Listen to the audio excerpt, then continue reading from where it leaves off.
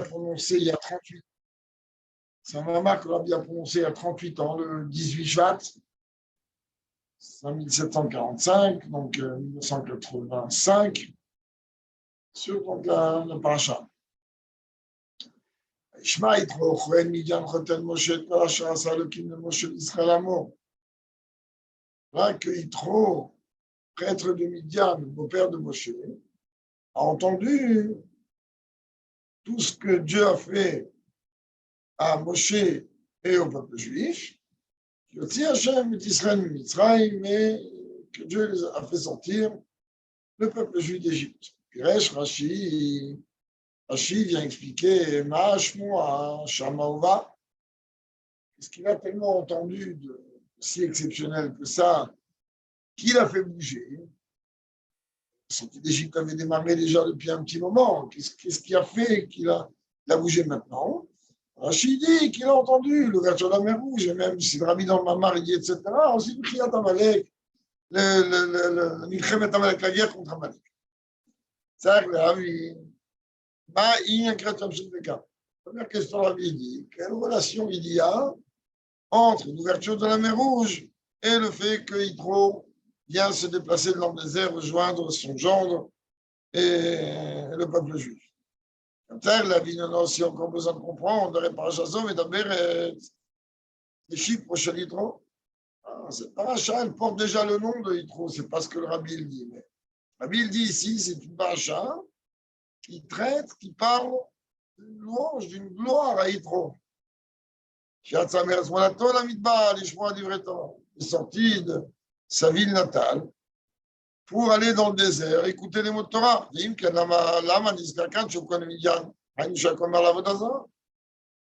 besoin de venir me rappeler ici qu'il était le prêtre de Midian, c'est-à-dire un idolâtre. En plus, tu précises, tel Moshe, le beau-père de Moshe, Bakara, qu'on parle de lui comme ça, on sait qu'il était Yitro. Pas besoin forcément de parler de ça ici, mais il était un peu plus que ça. Puis, Moshe Rabbeinu, fait qu'on est en train de dire le beau-père de Moshe, c'est-à-dire qu'on met en avant Yitro plus que Moshe.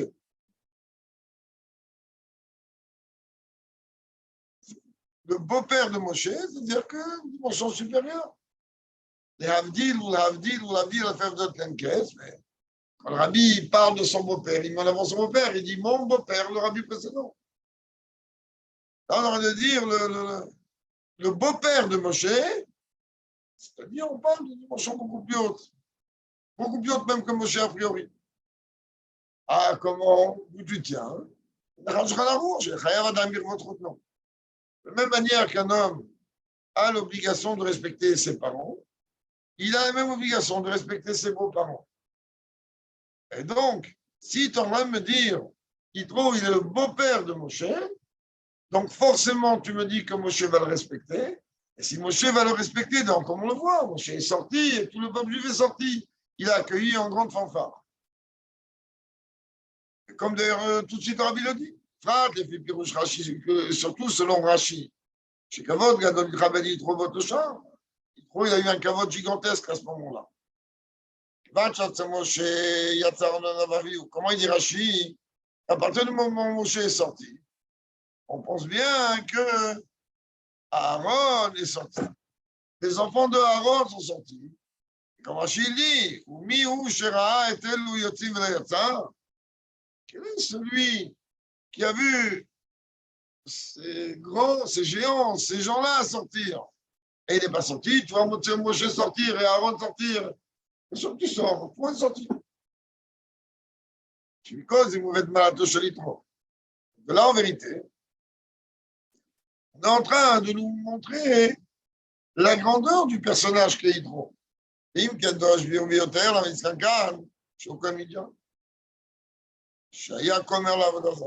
là, la question, elle se renforce encore plus. Qu'est-ce qui a pris à la Torah de venir ici rappeler le statut antérieur de Yitro, qui était un prêtre, un idolâtre. C'est connu aussi, notre précision de langage qu'on revoit On voit, si un prison de langage que le Racham Mishpat Eden, il les a marre dans une bête. Le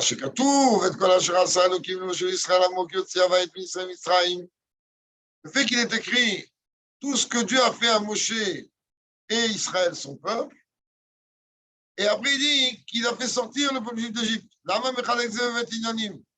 Pourquoi il a besoin de séparer ça en deux sujets? Ce que Dieu a fait au peuple juif et à Moshe, c'est les sortir d'Égypte.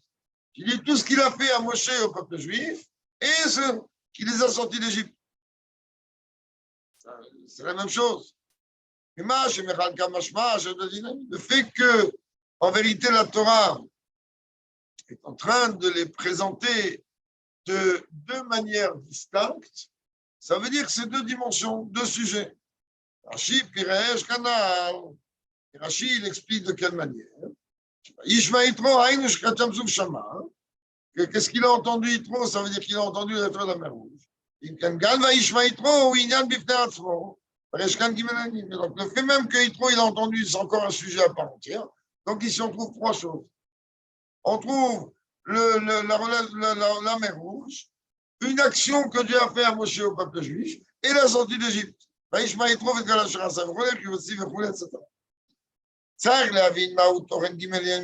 de comprendre qu'est-ce que représentent ces trois sujets. En plus, le Rabbi Rachab Nishmato Eden, il rapporte là-bas dans une bête, c'est une histoire assez étonnante dans notre paracha. Matanto Aya l'aider, Voda Titro Dafka.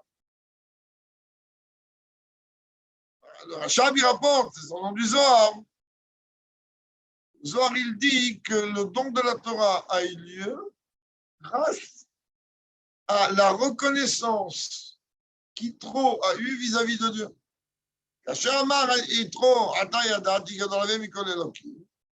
Quand Yitro est venu dire maintenant je sais que Dieu est le plus grand que tous les dieux, que tous les grands, Zohar, il dit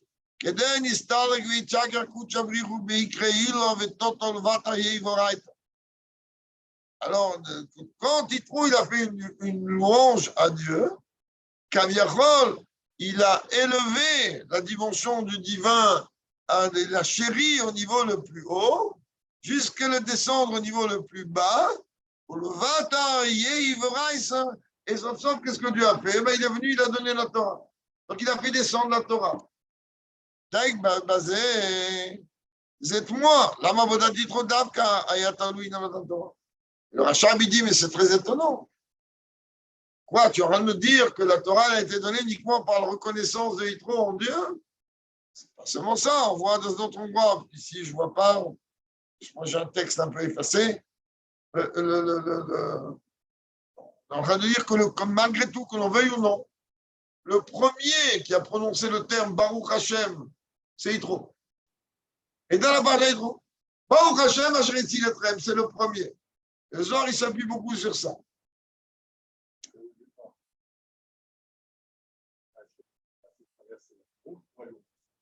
Oui. Pour récupérer la Torah. Oui. Il n'est pas encore là. Oui. Donc, mais, il avait bien pu donner la Torah. Il faut savoir que non. Il n'est pas plus loin de Dieu. Oui et non. Non, pourquoi? Parce que le oui, il est évident.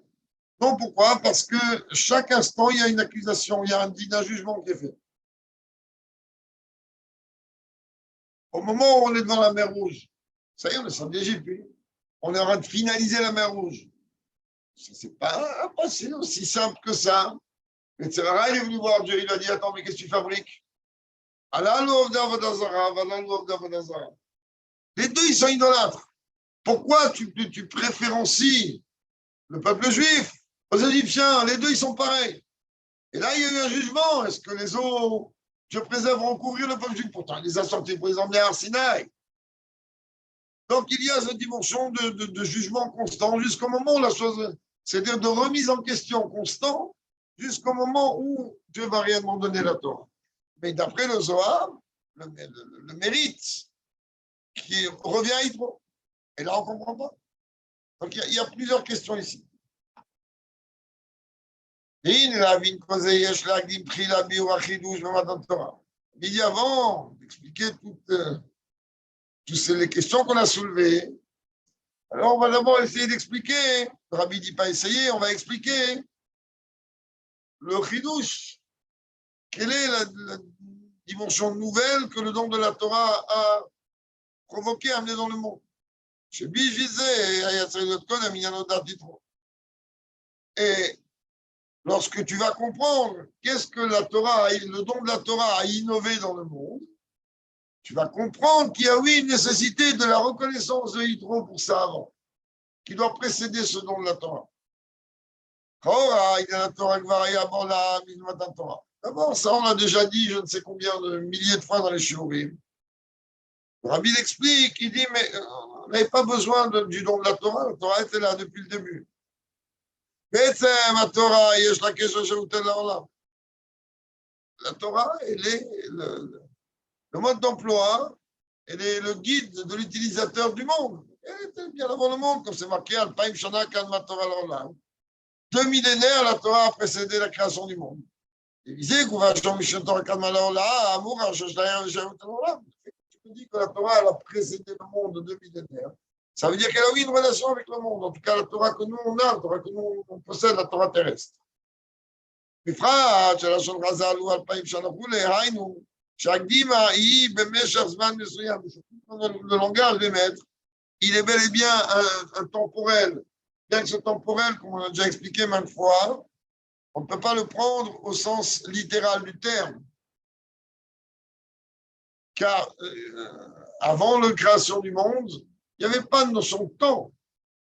Le temps, il est réellement entré en fonction que le 4e jour de la création, au moment où Dieu il a mis le soleil et la lune à fonctionner, chacun son tour, et à avoir leur cycle, chacun leur tour. Mais quand même, c'est une dimension qu'il faut comprendre. On dit Alpaim Shana, on sait très bien que la création de ce monde, Bereshit, Bara Hachet, ce monde, il a été créé pour 3 fois 2000 ans. 2000 ans de Tohu Bohu, 2000 ans où le monde y tient sans Torah. La Torah a été donnée en l'an 2448. 2000 ans d'années de Torah et 2000 ans d'époque messianique dans lesquels on se trouve depuis déjà un moment. Donc, malgré tout, le Rabbi dit, le fait qu'on est venu dire que la Torah a précédé le monde de 2000 ans, de 2 millénaires, c'est-à-dire qu'il y a, oui, une relation de la Torah avec le monde. Ça montre encore plus que oui, la Torah elle a une relation avec le monde. Bon, plus que ça. Ça,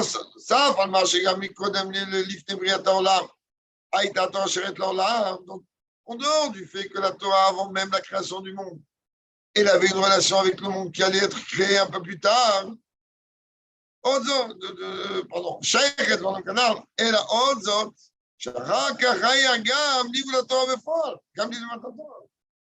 il y avait bel et bien avant le don de la Torah, l'étude de la Torah. Il a Pirkei de Rabbi Eliezer, comme c'est marqué dans Pirkei de Rabbi Eliezer, dans les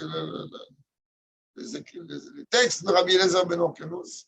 Chez Inyan Liboud Torah, Ibu, Paraya, Etzel Adam Arishon, tous les Inyanim étaient déjà chez Adam Arishon. Massa Inazé le Dorot Shel Acharav.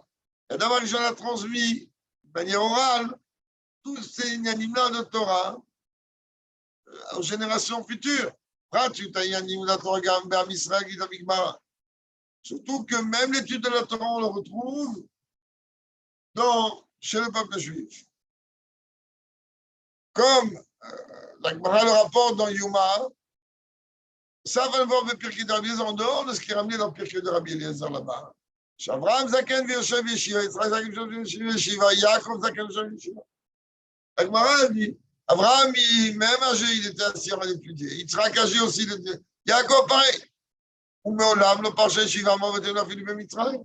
C'est très bien que jamais il y a eu un arrêt de la Torah à aucun moment, même quand on était en Égypte. Derrière, il y a la Torah et Amram. Pareil, c'était l'étude de la Torah chez le père de Moshe. Il y a eu d'autres mitzvot qui ont été intégrées pendant même qu'on était en Égypte. Chanaya, il y a Limoudat Torah et Moshe Rabbeinu. Et il y avait aussi l'étude de la Torah chez Moshe Rabbeinu avant même que la Torah soit donnée. Mais l'orak Betor Beno Shel Amram. Pas en tant que fils ou successeur de Amram, qui fait partie donc des 7 bergers. Et la gamme Betor Manig Israël, même en tant que dirigeant du peuple juif. Ah, Shalim ou Shalom, il Matan Torah, et le Hag, j'ai eu et la gamme Prinas, j'ai eu une jusqu'à même que l'étude de Moshe Rabbeinu n'était pas seulement 70 ans, mais même 80 ans, puisqu'il est allé se présenter devant Paro pour son il avait 80 ans. Pendant tout ce temps que tu crois, il détournait les pouces, il a étudié la Torah. C'est bien que Moshe était âgé de 80 ans au moment du don de la Torah.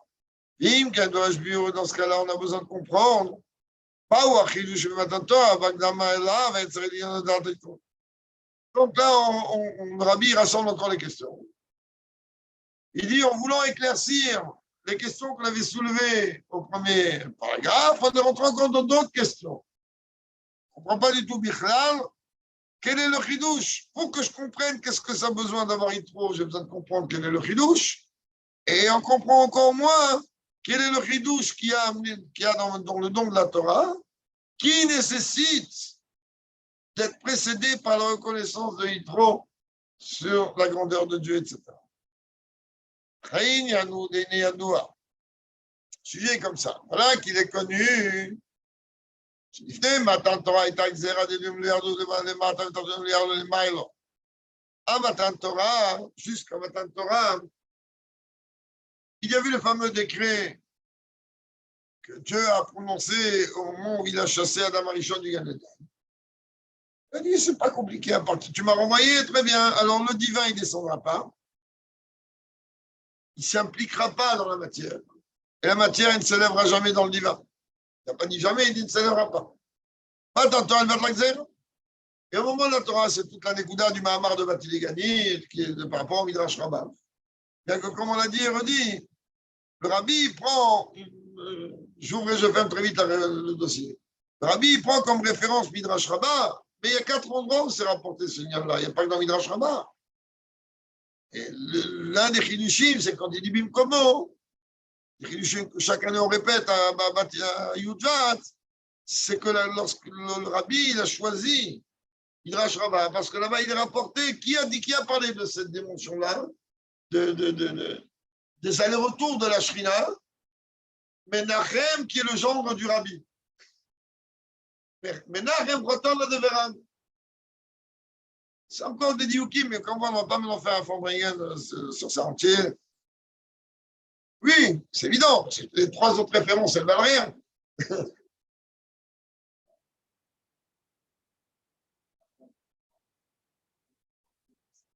Non.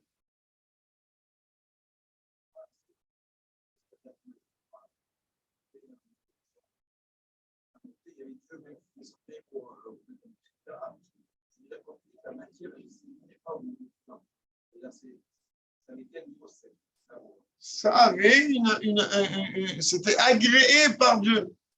Ça n'allait pas plus loin. Il n'y avait pas une transformation. Dieu a agréé les sacrifices qu'on lui offrait, mais ça n'élevait pas ni l'animal qui était sacrifié, ni le monde. Merci, tu m'as amené un cadeau, très bien, on va en discuter. Il n'y avait pas de transformation. Alors que lorsqu'il y a Matan Torah qui a l'obligation de faire des corbanotes, ça prend une proportion totalement différente. C'est élever le domaine animal vers les dimensions les plus hautes, vers sa source, qui est Néchor dans la Merkava, qui est la phase de veau dans la Merkava, de bœuf dans la Merkava, et qui en vérité rappelle la dimension du lion, car comme les aurait dit, il y avait un lion de feu qui descendait, dans d'autres cas une phase de chien, on ne va pas entrer dans tout ça. Donc, à Matan Torah, Dieu a annulé le décret. Et comment il a annulé? Il a dit, Vania Matril, c'est moi qui vous montre que j'ai annulé. Je suis descendu. C'est moi qui descends vers vous. À partir de là, on ne discute plus. Tam, d'avoir dit Matan Torah, Yarakin, Yaragilim, Shevat Torah. Qu'avant le don de la Torah, il n'y avait que des dévoilements de la Torah. Jusqu'à le Torah, comme c'est ramené dans le Torah.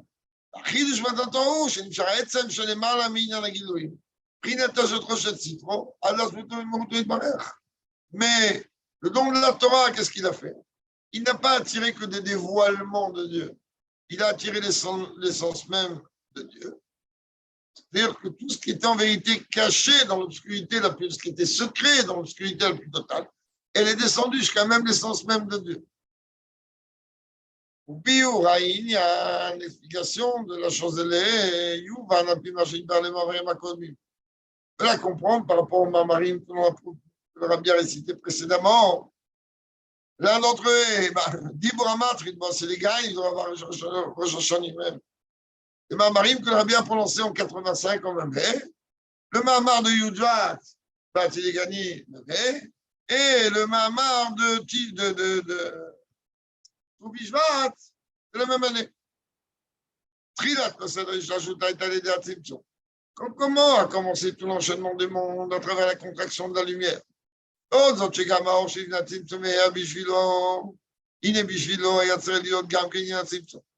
Et même la lumière, c'est l'expression de Dieu avant la contraction de cette lumière, elle ne savait pas, elle n'était pas réellement fonctionnelle tant qu'il n'y avait pas cette contraction-là.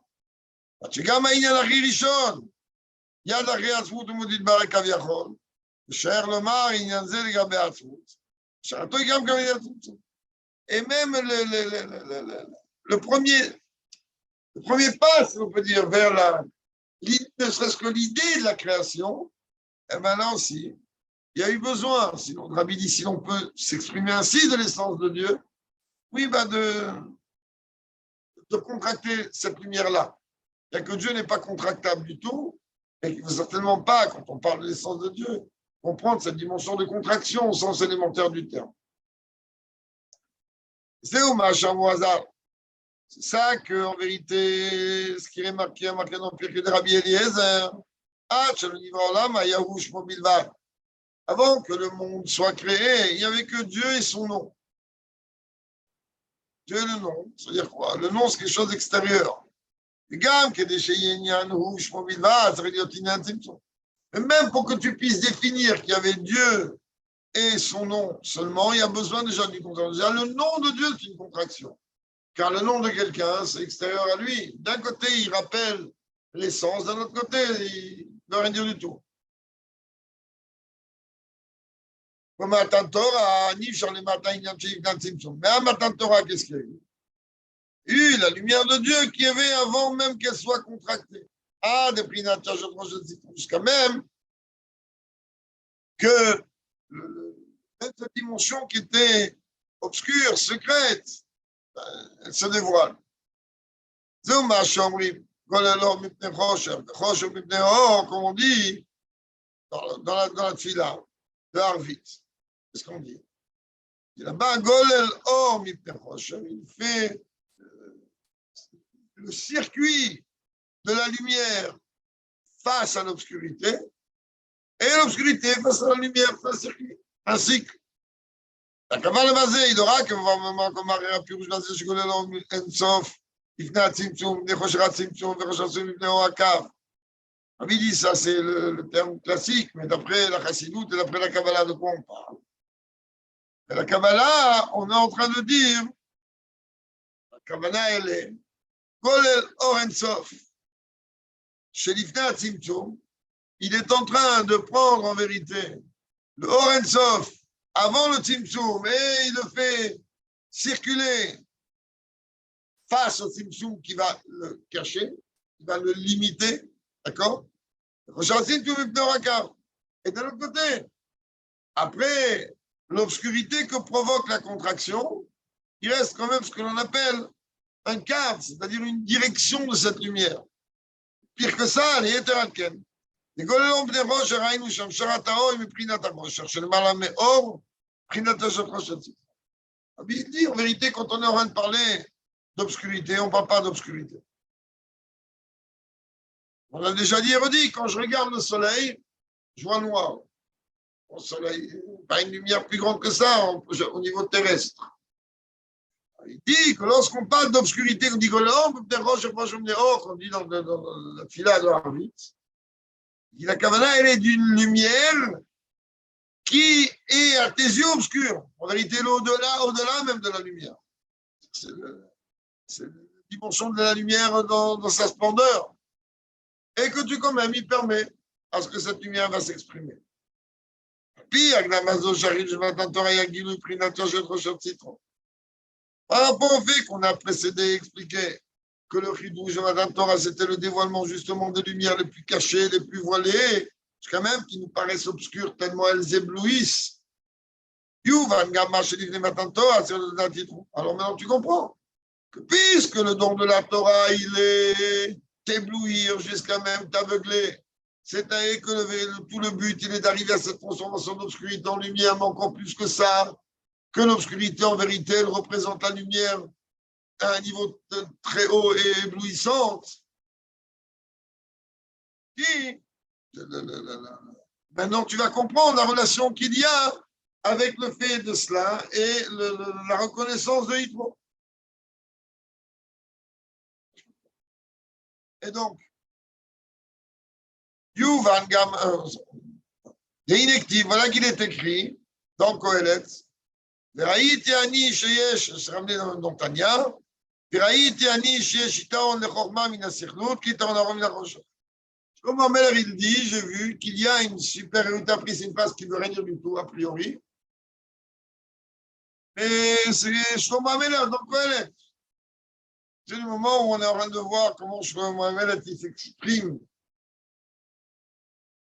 C'est que des codes et que des secrets. Alors il dit, moi j'ai vu, j'ai constaté qu'il y a une supériorité de la sagesse face à l'idiotie, comme la supériorité de la lumière face à l'obscurité. C'est ce que tu veux. Rabbi nous envoie dans le livre d'Achim, dans le livre qu'on apprend à l'Elvet, mais là-bas il dit dans le deuxième volume, je vais finir le premier, voir הפירוש בזה, יתרון האור מן החושך, דווקא היינו על ידי בירור החושך. C'est quoi la supériorité de la lumière face à l'obscurité? Mais c'est évident que la lumière elle est supérieure à l'obscurité, de quoi tu me parles. Et c'est évident que la sagesse elle est supérieure à la bêtise, à l'idiotie, de quoi tu me parles. Non, ici on est en train de te parler de la transformation de l'obscurité.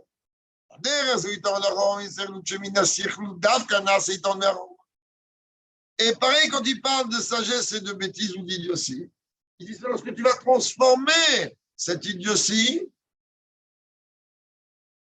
au pire, il dit, pas traduire ici, sirlout, idiotie, au sens élémentaire. Yazmaï Kamashmalon, c'est quoi le chidouche chez Shitan Laurent et Zernou? C'est clair que la sagesse est largement supérieure à la bêtise et à l'idiotie. Donc la vie dit, tu ne peux pas traduire ça au sens élémentaire, comme tu ne peux pas traduire au sens élémentaire la dimension d'obscurité au sens élémentaire, car quel chidouche que la lumière elle est supérieure à l'obscurité. Et la kavana, alors la vie dit, alors de quoi on parle? Là, on vient de parler de cette bêtise, cette idiotie, face au niveau de la chokhma de la Kedusha. C'est-à-dire que plus un niveau il est haut, et plus même le niveau face à un niveau supérieur, ce niveau il vaut rien. Hein, je peux vous donner un exemple élémentaire, je ne sais pas si Rabbi va entrer dans ça ou pas, je ne sais pas. Apparemment, peut-être oui, peut-être non, je ne sais pas. En tout cas, on ne va pas perdre de temps. De la même manière que quand on est en train de parler d'Atsilut, qui est le monde de la quintessence, le monde le plus haut, le monde de ce que tu veux, ben, face à Or Sof, même qui passe dans le cave, il est considéré comme une Asiya Gashmit. Il est considéré comme une table, comme une création matérielle et physique. On parle d'Atsilut. Alors il dit c'est pareil, quand on est en train de dire de Sikhlut et Chokhmah ou de Khosher et de Or, on est en train de te parler de quoi? On ne parle pas de la bêtise ou de la idiotie au sens élémentaire. Ça n'est pas un chidouche. On est en train de t'expliquer que la Kabbalah elle est que face à la Chokhmah de Kedusha, même à un niveau inférieur, il paraît comme une bêtise par rapport à ça.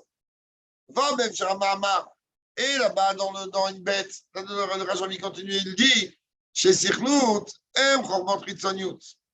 c'est quoi les bêtises et l'idiotie? C'est tout simplement toutes les sciences profanes. Ça, de la bêtise. Comme bêtise, très bien, sciences profanes. Comment il a fait Rambam pour qu'il nous apprenne sur les sciences profanes, sur les sciences grecques? Les Grecs étaient les champions, qu'on a parlé maintes fois, des champions en mathématiques, en astrologie. Et le Rambam, il témoigne dans son œuvre que lui, il s'est basé sur ça pour faire ses calculs, les Kiddush HaKodesh. Il n'y avait pas d'ordinateur à l'époque, il n'y avait pas de rien du tout. Et d'un autre côté, il n'y avait pas que les Grecs. Il y avait la tribu de Issachar, le Déitim, on sait très bien qu'eux, ils étaient spécialisés dans toutes ces choses-là. Quand même, le Rambam lui dit qu'il a tenu ça des Grecs. Alors, il te dit, c'est quoi? Sikhlout. C'est pareil de bêtises, une idiotie. C'est tout ce qui est les sciences profanes. Mais dit que Sikhlout, Yadoua, Efresh, Ben Chor, Vadik, Doucher, Vadik, Lipa. Il dit, pourquoi on appelle leur bêtise et idiotie? Donc, quand quelqu'un qui est médecin, il est bête. Quelqu'un qui est avocat, il est bête. C'est les sciences profanes, c'est très bien. Il dit non. Pourquoi? Ah? D'accord? Mais il y a un Tanya Meforash qui dit que lorsque on est capable, comme le Rambam et le Ramban, d'utiliser les sciences profanes pour le service de la Torah et le service de Dieu, c'est ce que le Rabbi te dit dans le Rambam. C'est-à-dire à la base, tu prends des bêtises parce qu'il n'y a rien par la Torah. Avant, des coups là-bas, tourne la Torah dans tous les sens. Il y a tout dedans. Lorsque tu es en train de prendre des sciences profanes, qu'a priori, tu n'as rien à. Tu n'as pas de temps à perdre avec ça. Un avocat, s'il veut être un bon avocat, il va rentrer dans Sanhedrin, il va rentrer dans Dîner Mamonot, et il va bouffer tout le monde, tous les procès, il va les gagner. Comme la Torah le dit, que celui qui est baki dans Dîner Mamonot, alors c'est le plus grand des Chachamim. C'est-à-dire, avec lui, tu ne pourras jamais l'embrouiller. Au contraire, lui va t'embrouiller. Va prendre Dîner Mamonot, Germaine. Oui. Et donc, Zagidi, il avait été, on est en train de parler de quoi? On a parlé que toutes ces choses-là, elles représentent les sciences profanes, représentent la clipa, représentent Tikhlout, des bêtises. Pourquoi, comment? Chom a dit Gdusha au bitou.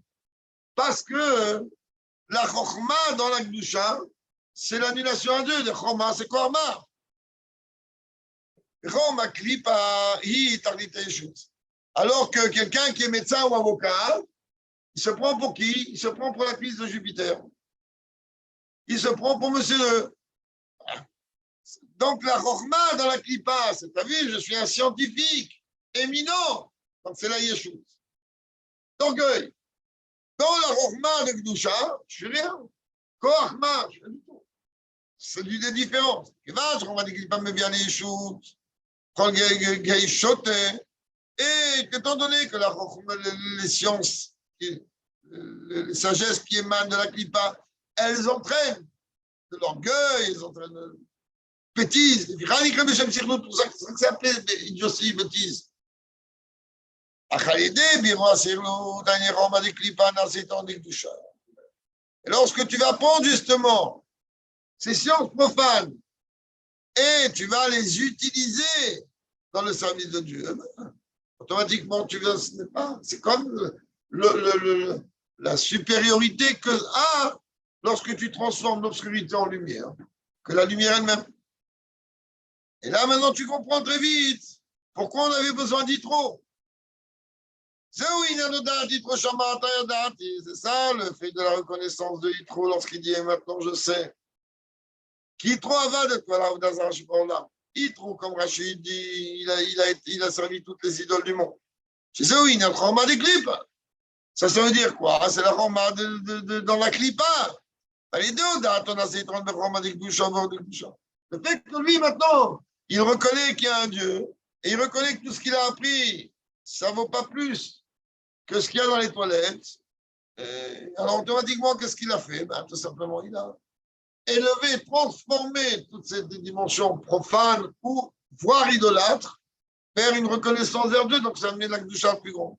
Vas-y, je le vais, ma chérie Déo, d'Atitro, d'Afka, maintenant, on peut expliquer pourquoi, spécifiquement à travers la reconnaissance de Yitro, il y a pu avoir le dévoilement du don de la Torah. Il y en a qui le matin Torah, il y avait pris la Torah, étant donné que le don de la Torah était, comme on l'a dit tout à l'heure, que Dieu va dévoiler les choses les plus obscures et les choses les plus secrètes. C'est ça, il a dit Taonao. Ça veut dire que on va venir amener, Dieu va dévoiler la dimension de la lumière. Dieu le prix d'Azona, c'est d'Arkal et des bureaux recherche. Mais quand est-ce qu'on arrive à une véritable dimension de lumière, pas à travers la lumière elle-même, mais à travers la transformation de l'obscurité en lumière, ce qui est le cas de Yitro. Yitro représentait avant cela une obscurité totale et absolue, transformée. Alors il est tout le but de Matan Torah. Dieu a donné la Torah, pourquoi? Pas pour qu'on étudie, la Torah on a toujours étudié, il a bien dit. Ça on le voit et on le sait. Ah, il a donné la Torah, pourquoi? Pour que l'on puisse transformer l'obscurité en lumière, pour que l'on puisse transformer l'amertume en douceur. Alors à partir de là, on en obtient quelque chose de tout à fait exceptionnel. Et comme c'est ça le don de la Torah, alors on a besoin de quelqu'un que lui a été le premier rat de laboratoire, si l'on peut dire. Rabbi dit, il ne faut pas appeler rat de laboratoire, il faut appeler pionnier. C'était dans une des gems qu'ils ont sorti, qu'une femme elle a raconté qui voulait ouvrir dans les années 50 le premier Bet Rivka à New York. Elle a dit au Rabbi, mais pas question, moi je ne veux pas être un rat de laboratoire. Je vais ouvrir une première fois une école, Bet Rivka, et ils ont demandé à une quinzaine de jeunes filles d'intégrer cette école. Il a dit, un rat de laboratoire. Rabbi lui a dit, rat de laboratoire, pionnier, tout simplement, de la vision, c'est les mêmes mots. Seulement un, tu l'as rendu, je ne sais pas quoi, l'autre, le Rabbi te montre l'aspect positif et lumineux qu'il y a, même dans des aspects d'obscurité le plus total. Et là, Kamouvan, elle est rentrée à Vatrivka, je crois aujourd'hui dans sa Vatrivka, c'est pas massé âgé. Chez eux, il n'y a ni tort à et quand est-ce que la lumière atteint un niveau extrêmement grand et important? Justement, quand elle émane du raffinement de l'obscurité, de la transformation de l'obscurité. Simple, c'est eux, il y a une tendance, il y a la grandeur, elle est justement lorsque tu prends la lumière et l'obscurité, tu la transformes en lumière. Prinat, Yachat, Rochat, Citro, c'est la dimension dans laquelle Dieu il va justement mettre à jour l'obscurité et les choses cachées. Ça veut dire que lorsque la lumière émane de l'obscurité au sens élémentaire, que l'obscurité est transformée en lumière, et c'est ça qui va donner une qualité de lumière beaucoup plus importante, donc la supériorité de la lumière. Que d'où tu viens, je viens de l'obscurité la plus importante, et de là, la lumière la plus importante, elle s'exprime. Et là, le Rabbi dit, on va répondre encore à la question. Comment puisque dans cette paracha-là, elle vient marquer, montrer la grandeur de Yitro.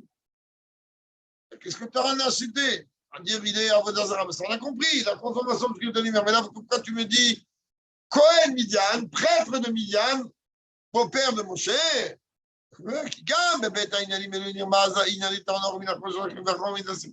Car ces deux sujets-là, ils viennent te montrer exactement la même chose.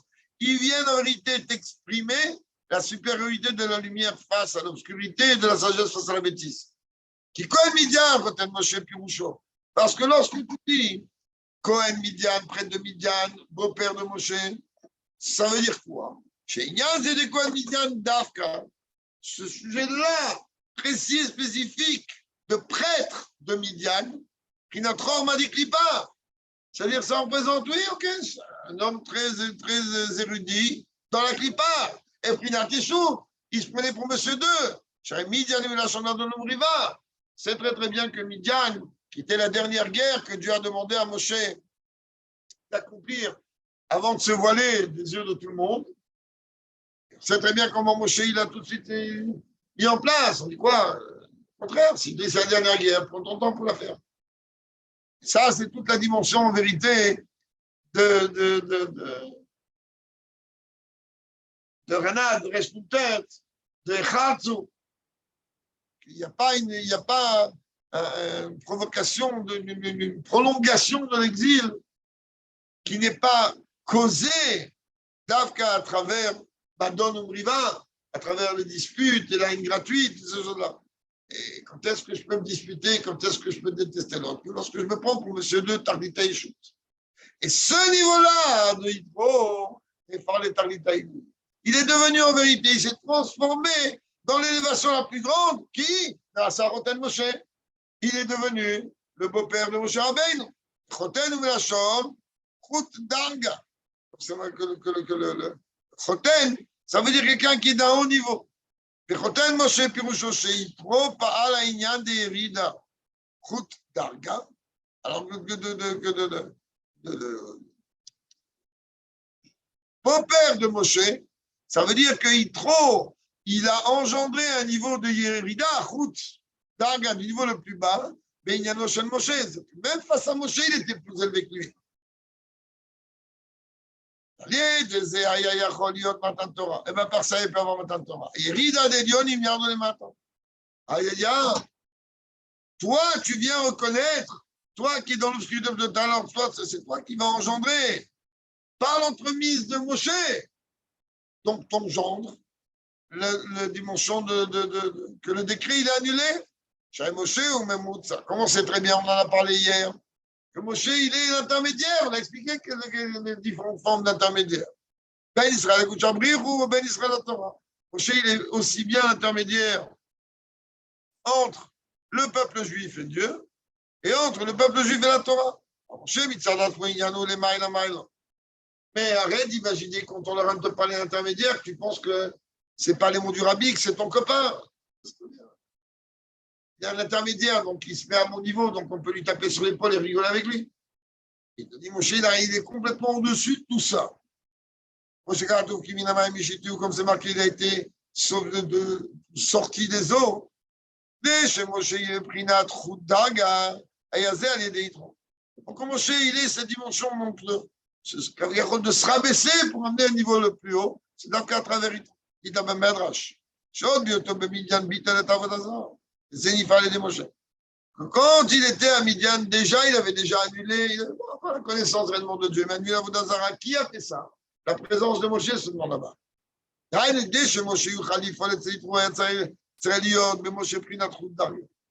Il a fallu que Moshe il se dépense s'il va en un élan de se rabaisser à un niveau pour monter à un niveau plus haut.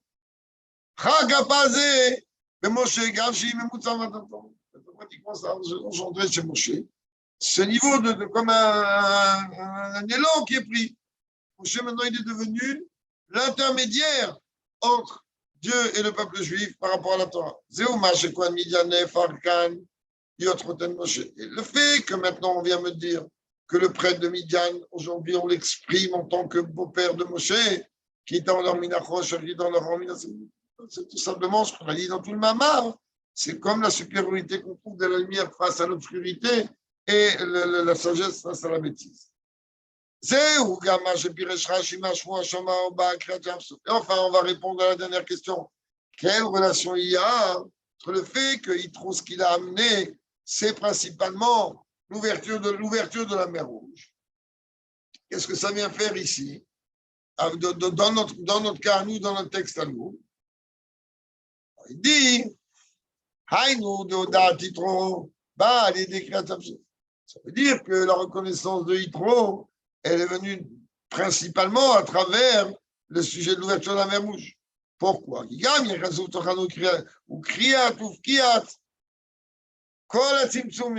Parce qu'en vérité, c'est quoi l'ouverture de la mer Rouge? C'est commencer à briser tout ce qui est voile, masque et compagnie.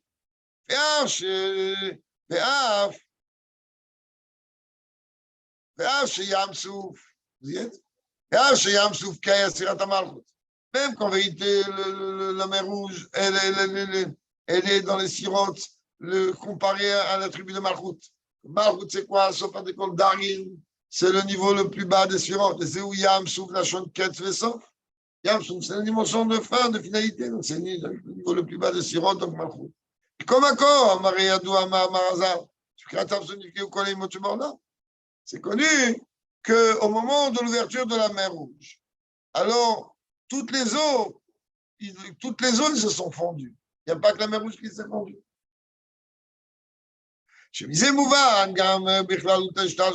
ça on comprend en réalité que dans la globalité de l'enchaînement des mondes et de tous les mondes, ça veut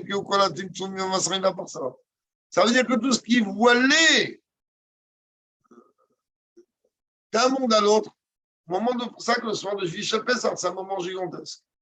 On dit que les cieux sont ouverts, c'est une façon de parler, mais ce n'est pas une façon de parler, c'est vrai. Tout ce qui est caché se dévoile. Ça, le 7e jour de Pessah, et on arrive à pas de journée. Même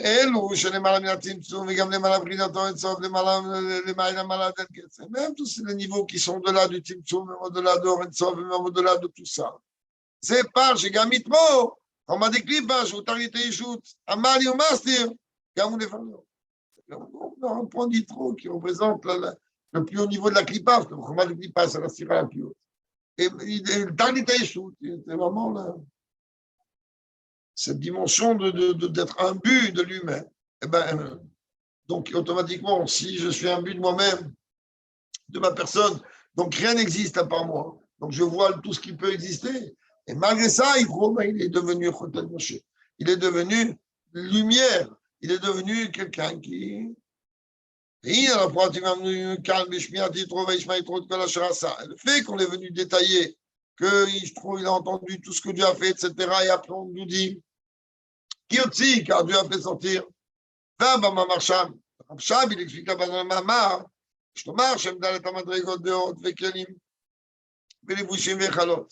il y a là-bas 4 dimensions. Ça représente en réalité 4 niveaux. On parle des lumières d'abord, ensuite des kelim, des réceptacles, des récipients, ensuite il y a les vushim, ce qu'on appelle les vêtements.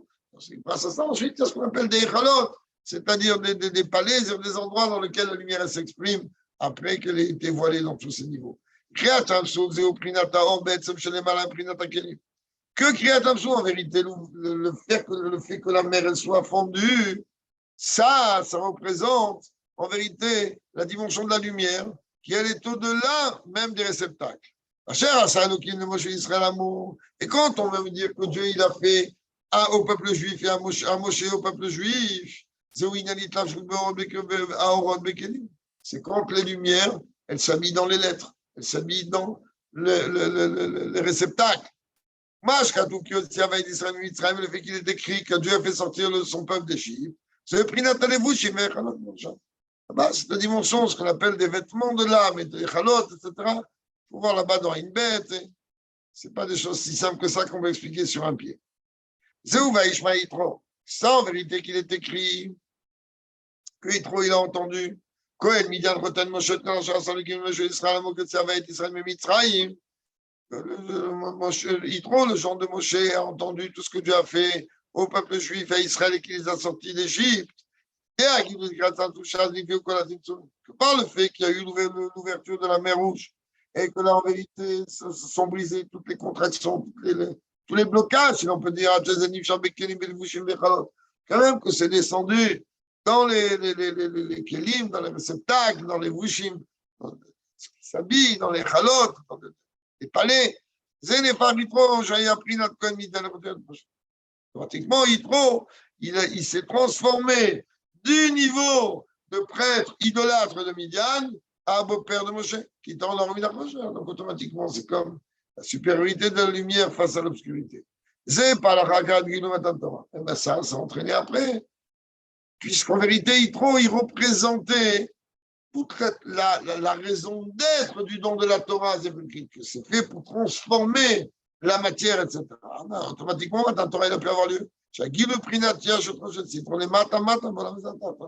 Dieu il dévoile même les lumières les plus grandes, même les secrets les plus obscurs, tout ce qu'on veut, jusqu'à que ça descende ici-bas.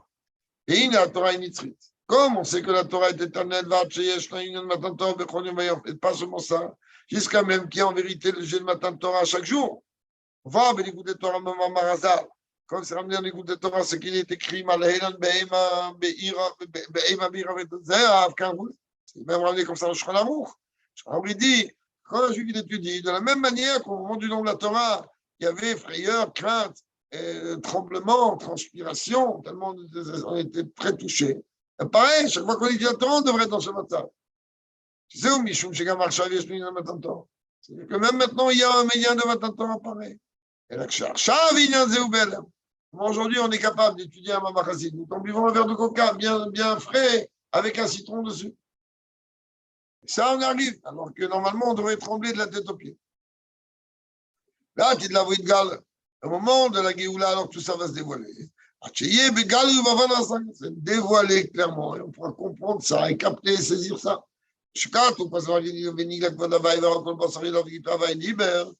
Que la gloire de Dieu va être dévoilée, chaque chair pourra contempler que Dieu s'exprime, que la bouche de Dieu parle. Et par la véritable et complète par l'entremise de Mashiach, et tout ceci s'accomplira avec joie et enthousiasme. Alors, pour tous les Tunisiens, une bonne fête de Yitro. N'oubliez pas les pièces montées, les côtelets, tous les yanim. Dieu l'amène Mashiach tout de suite.